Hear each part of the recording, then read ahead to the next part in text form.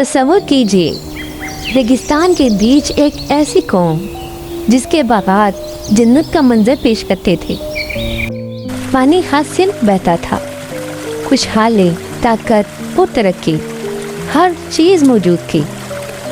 پھر ایک دن ایک آواز آئی، کوئی تلوار نہ اٹھی، کوئی لشکر نہ آیا، لیکن سب کچھ ختم ہو گیا۔ سوال یہ ہے، اللہ پاک نے قوم سبا کو کیسے تباہ کیا اور کیوں یہ واقعہ آج بھی قرآن میں زندہ ہے؟ بسم اللہ الرحمن الرحیم۔ قوم سبا کا ذکر قرآن مجید میں ایک مکمل سبق کے طور پر آیا ہے۔ یہ کوئی فسانہ نہیں، یہ کوئی مبالغہ نہیں، یہ اللہ کی سنت کا زندہ ثبوت ہے۔ یہ قوم جنوبی عرب، آج کے یمن کے علاقے میں آباد تھی۔ یہ لوگ ترقی یافتہ تھے۔ ان کے پاس ایک ایسا نظام آبپاشی تھا جس کی مثال اس دور میں نہیں ملتی۔ لیکن قرآن ہمیں صرف ترقی کی کہانی نہیں سناتا، قرآن ہمیں انجام دکھاتا ہے، کیونکہ اسلام میں اصل کامیابی طاقت نہیں، شکر اور اطاعت ہے۔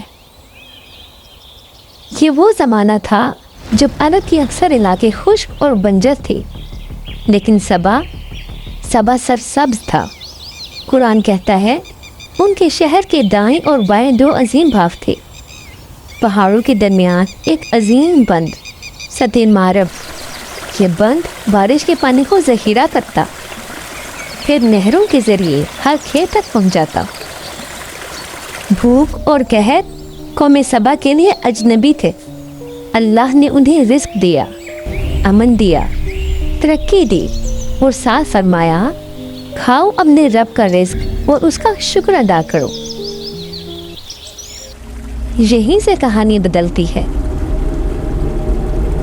نعمتیں مسلسل مل رہی تھیں، لیکن شکر کم ہوتا جا رہا تھا۔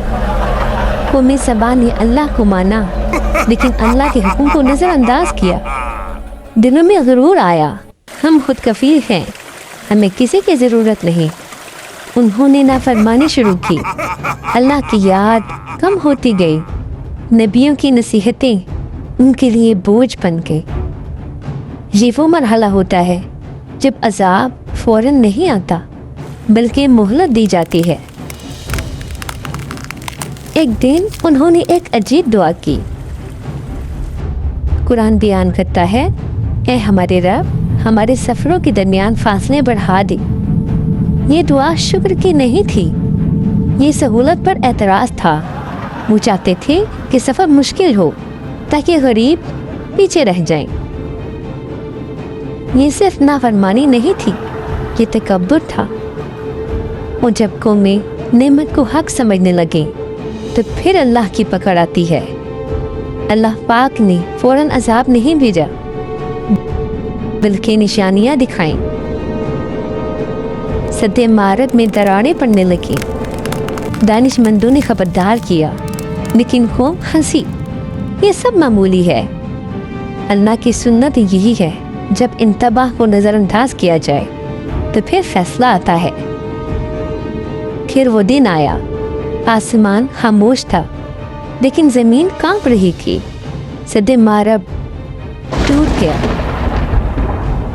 ایک ایسا سیلاب آیا جسے قرآن نے کہا سیلی ارم۔